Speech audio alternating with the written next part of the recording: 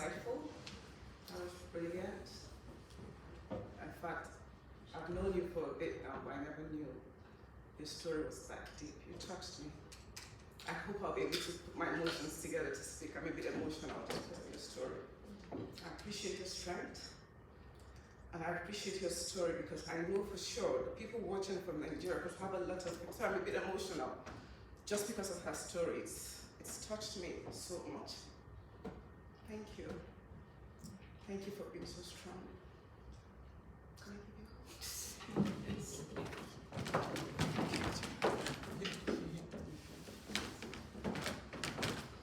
Okay, so I'll try to put myself together. I'm actually here speaking on behalf of a lot of women in Nigeria. I'm from Nigeria myself. I have a Lupus Foundation, which has been on for 5 years now. We have over 1,000 women, which we've been speaking to, we cater for. It's been tough. I'll try to, because I think I have just 10 minutes, so they're about to speak. So I'll try to bring my speech, try to get in as much as I can in the 10 minutes I've got. I'll tell you about a lady. She was born in Nigeria 46 years ago. She never knew she had lupus. She would just wake up and can't understand herself. Her family could not understand what she was going through. She had gone through so many medical errors. There was a time she was operated on. The doctors, in fact, she was known as a lab rat, to be more precise. She was operated on. She traveled severally to different countries just to try and get a solution of what is going on with her body. Her family didn't understand. That same lady, luckily, met someone, a nice-looking gentleman, who was there to hold her hands. At the time they started dating, she couldn't walk at some point. He would be with her, he would pick her up, do a lot of stuff for her, even when people told him that she was the wrong choice for him. He stood firm behind her. Moving forward in their relationship, they decided to get married. At the point of their relationship, they were also told they couldn't have children. But he stood firm and refused to leave her. Still not understanding her situation. Of course, herself, she couldn't understand the situation. It took about 7 years before she was finally diagnosed with lupus in Germany. As I speak to you today, she's got 3 lovely children, all healthy, doing well with her. Of course, her man now, he's now the husband to her. He's been her backbone. He's supported her. She's had lupus for over 24 years now. And I'd like to introduce her by telling you her name. Her name is actually Safinat Emengo, and that lady is myself. I have the most amazing husband. I have the most amazing husband in the whole world. I'm sorry. He's the most amazing because he's been there. He's understood. He's decided to allow his life align with mine. You know, with having lupus, you don't understand your body. Even the doctors, when they do take your case upon themselves, they don't understand your struggle sometimes because you, the person dealing with it, you know what you feel inside.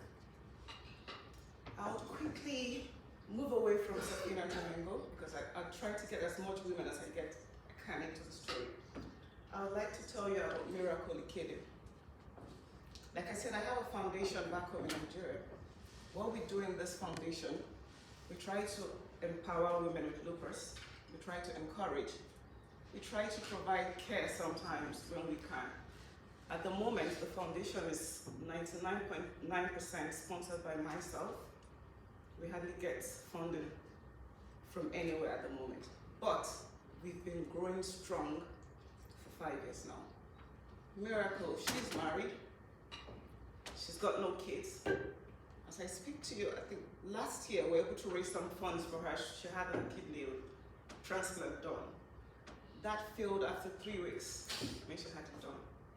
So she's back in the hospital again, struggling, trying to see how she can get funds. And I'm sure, just looking at her state, we know she needs urgent help.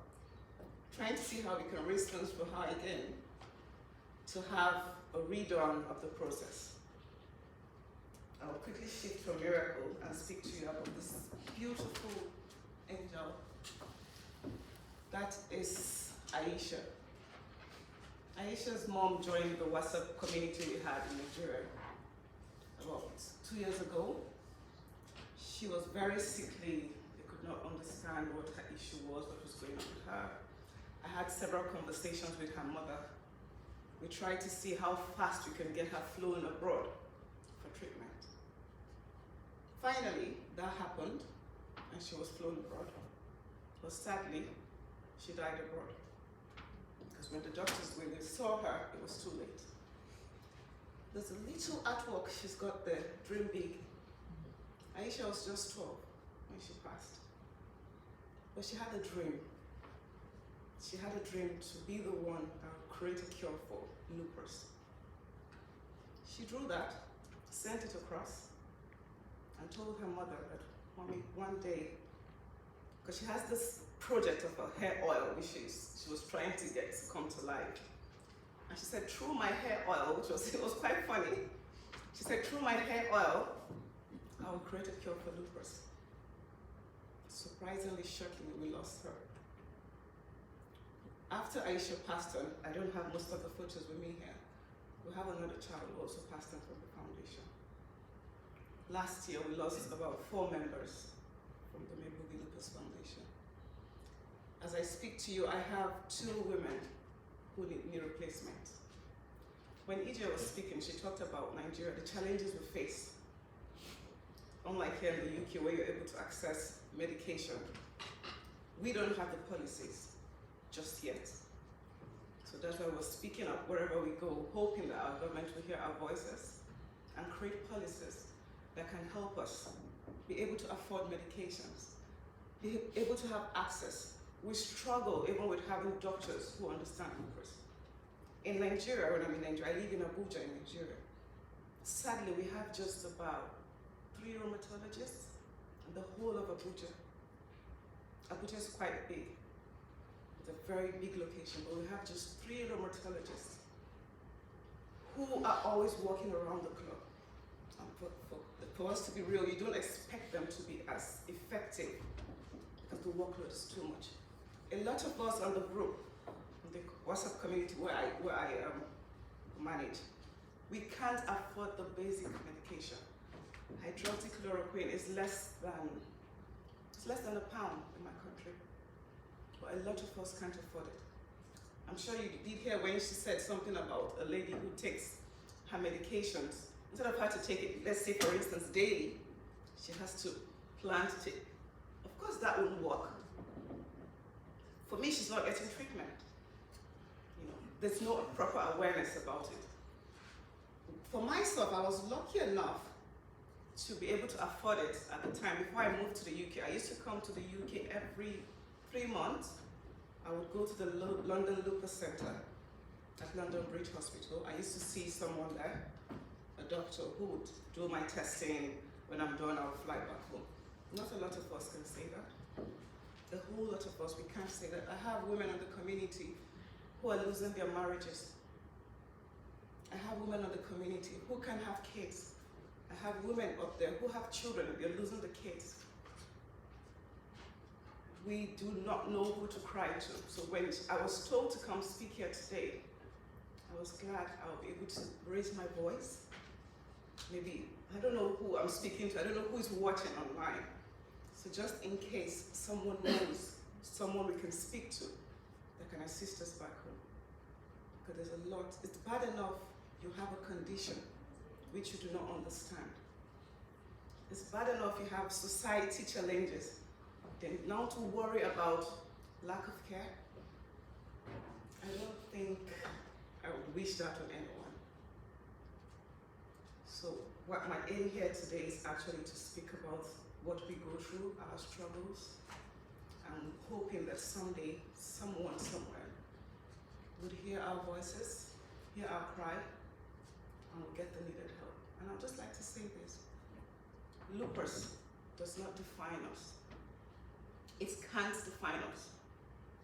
I'm someone, I don't know, maybe because of the community as well, because drag my strength from those women. Sometimes I feel so dumb. Like she said, yesterday I was speaking with her and she was tired, I was tired. We both knew, we understood when we said we're tired, but some other person wouldn't. Sometimes I'm totally down, I'm fatigued, I can't move. But when I get a message in my DM and someone is saying, I can't afford my drugs, I'm sick, I'm tired, something keeps pushing me. I don't know what it is. It gives me the strength to keep going. So I just sometimes look at myself like, okay, yes, I have this powerful man, my husband behind me, but the women in that group, each one of them, I'd like to say they are also my strength. They keep me going. They keep me wanting to keep speaking. You wouldn't believe I just came from Nigeria, which is like a 6-hour trip. I didn't think I would make this event because as a Lupus warrior, when we do travel, we get really tired. This morning I woke up, like she rightly said, I woke up, I was feeling ill, very ill. I thought I couldn't make it. But I'm standing here today and I'm able to speak. I've had doctors do so many trials and errors on me. Like there was a period in my life where I would have 35 injections on my scalp and on my face, not knowing those were medical errors. Trust me, when they're done with me for every session I went, I would not be able to recover for days and months because of the effects, which were all medical errors. I've had operations done, medical errors. I've had so many wrong diagnoses, medical errors. This is just my own side. I know a lot of people till date, they don't understand it, especially from where I'm from. Most times we treat malaria, most times we're told that it's something else somewhere out of the ordinary that's happening to us. So I would just like to tell everyone out there with lupus, please be strong, hang in there. We're here to hold your hands. Just find a community who understands. So if you do get a lupus community, no matter where you are, find a community, join in, and be rest assured you will have people there to hold you, to make you feel that you can make